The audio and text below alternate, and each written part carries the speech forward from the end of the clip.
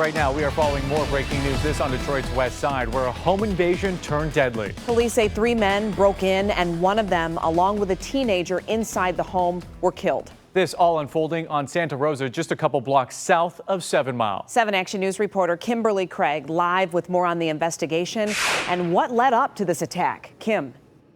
Yes, Glenda, this is still a very active scene here on Santa Rosa. Again, we're just a couple of blocks south of 7 Mile, and crime scene techs arrived about 10 minutes ago.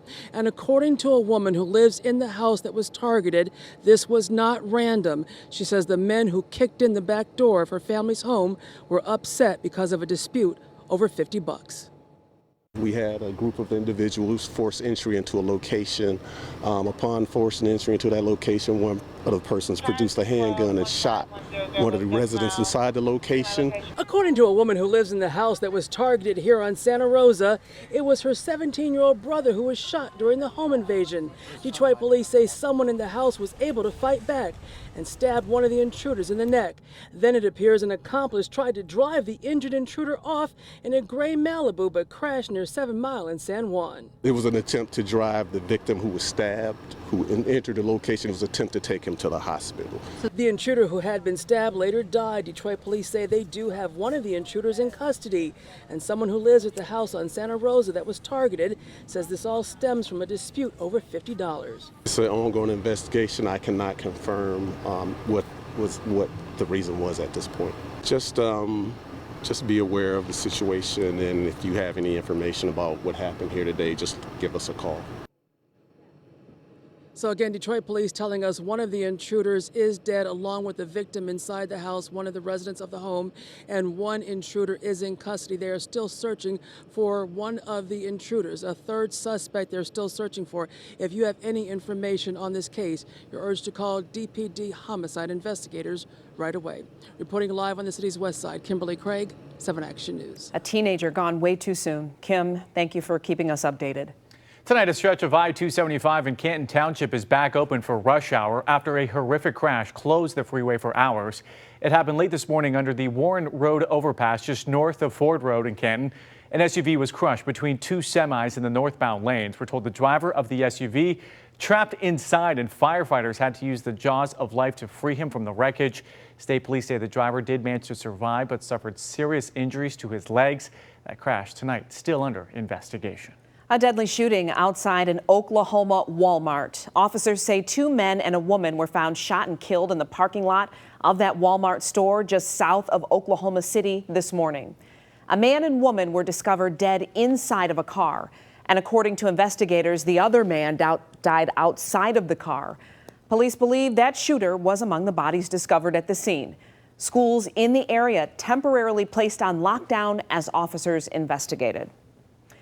And to the big story now, a new push for regional transit. Leaders from across our area plotting a different route to change how we get around Metro Detroit. You'll remember the push to get regional transit on the ballot last year failed.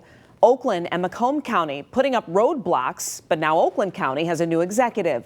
And pro-transit leaders say they found a way to get transit without Macomb. 7 Action News reporter Simon Chowdhury shows us the new plan to get regional transit on next year's ballot.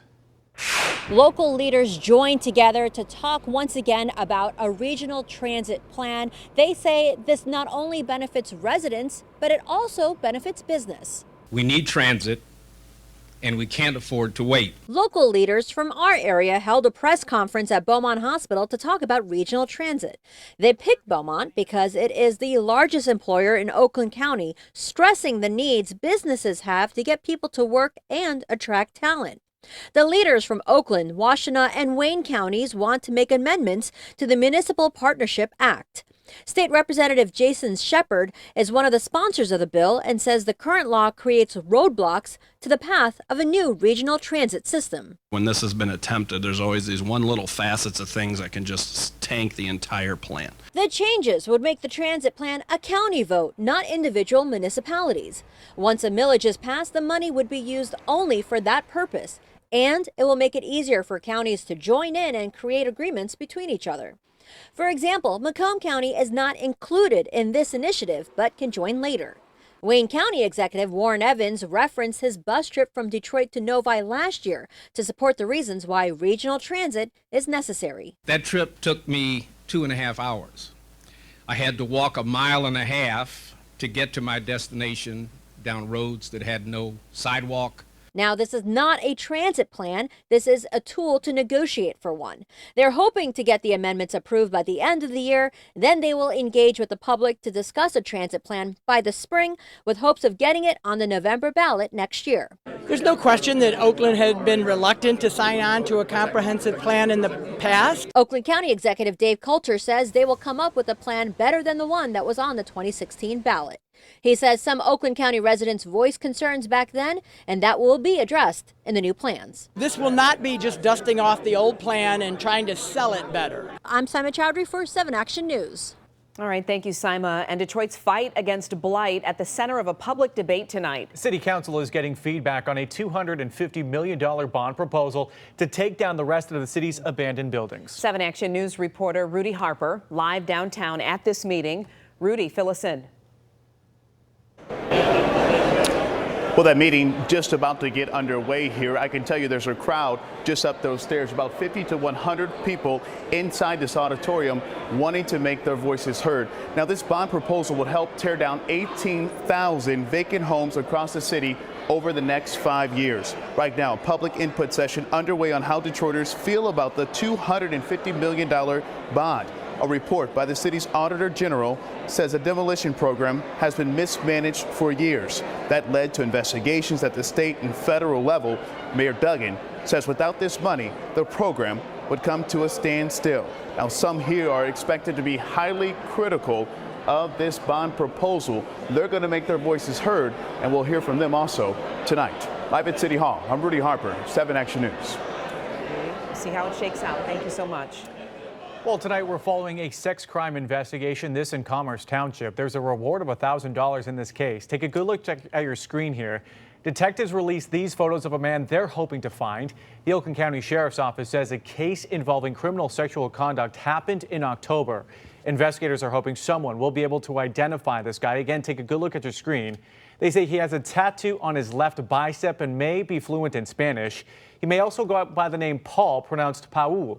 Anyone with information should call Crime Stoppers. That number, 1-800-SPEAK-UP. And remember, you can remain anonymous. The United Auto Workers Union is now moving contract talks to Fiat Chrysler.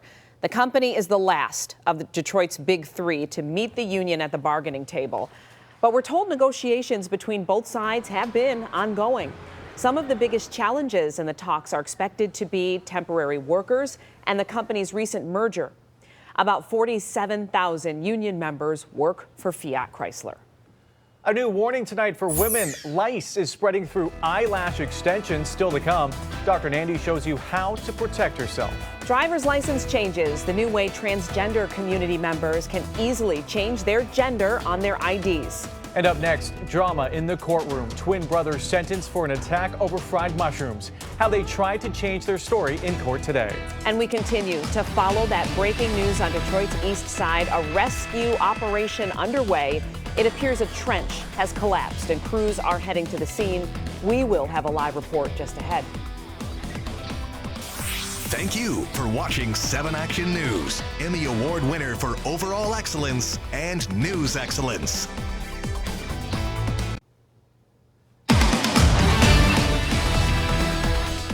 And we continue to follow that breaking news on Detroit's east side. A rescue operation underway. 7 Action reporter Jim Kurtzler live at the scene with the latest. Jim, what can you tell us?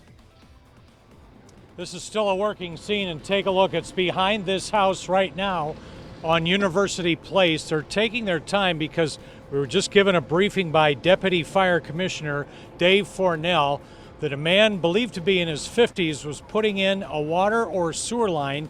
They had dug a trench with a backhoe behind this house. The man was working inside this trench when it partially collapsed. I'm told he's buried up to about his chest, but he is okay. He is awake. He is conscious. They are working to get him out of this without further collapse. These are always a dangerous situation. It's very volatile that this trench could collapse even more, so they're being very careful. The man is awake, he is conscious, he's talking with firefighters, but a man was putting in some water or sewer lines underground. A trench had been dug about 8 to 10 feet deep, and this man is buried up to his chest as they're working to get him out. Reporting live on the east side, Jim Kurtzner, 7 Action News. And let's hope crews can get that man out safely soon. Jim, thank you.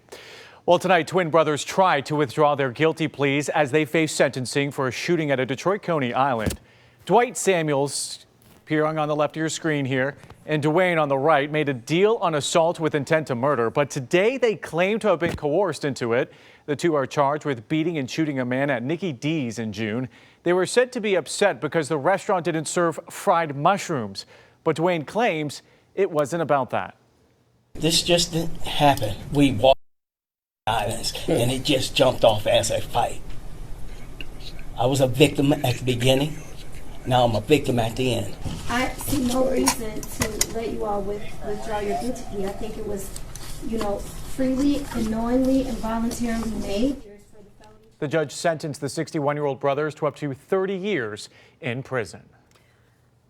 All right, Secretary of State making it easier for people in the transgender community to change their sex on their state IDs or licenses. The policy change took effect today. 81% of Michigan's transgender community lacks proper identification. So the goal is to ease barriers for them to make the changes necessary. You'll need to fill out a form and go to your nearest branch office to have your picture taken.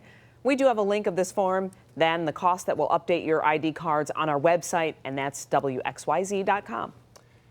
In our health alert tonight, lash lice found in eyelash extensions are on the rise. Sounds unbelievable, but eye doctors are warning women about the tiny parasites that could be lurking in those long, thick lashes. Our chief health editor, Dr. Partha Nandi, joins us now. Dr. Nandi, are these the same as head lice? Wow. That's a good question, Alan. So they are not the same as head lice. And the fact the scientific term is actually called Demodex follicularum. It's actually a type of mite that can be found on your face where it lives in or near your hair follicles, feeding off dead skin cells, oils, and hormones. And they particularly love eyelids and eyelashes. And it's not uncommon to have these parasites living on you. You just can't see them because they're so tiny. And for the most part, they're harmless unless, of course, you have a ton of them, Glenda.